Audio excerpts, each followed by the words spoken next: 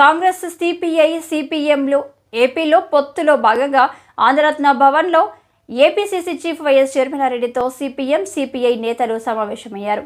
ఈ సమావేశానికి సిపిఎం నుంచి ఎంఏ గఫూర్, వెంకటేశ్వరరావు, శ్రీనివాసరావు హాజరుకాగా సిపిఐ నుంచి రామకృష్ణ, నాగేశ్వరరావు, అక్కినేని వనజ, జెల్లి విల్సన్ హాజరయ్యారు.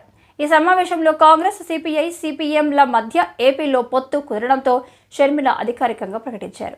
ఆమె మాట్లాడుతూ 26వ తేదీన అనంతపూర్లో జరిగే ఖర్గే సభకు కమ్యూనిస్టు పార్టీలను ఆహ్వానిస్తున్నామన్నారు. కలిసి పోరాడకుంటే అధికార పార్టీలను కొట్టడం అసాధ్యమన్నారు. ముఖ్యమంత్రి అయ్యాక బీజేపీ పార్టీతో అధికారం అనుభవించిన తర్వాత ఈయన ముఖ్యమంత్రిగా స్పెషల్ స్టేటస్ కోసము ఒక్క నిజమైన ఉద్యమము చేయలేదు. చేసిన వాళ్ళను కూడా ఆ రోజుల్లో కేసులు పెట్టి జైళ్లలో పెట్టారు.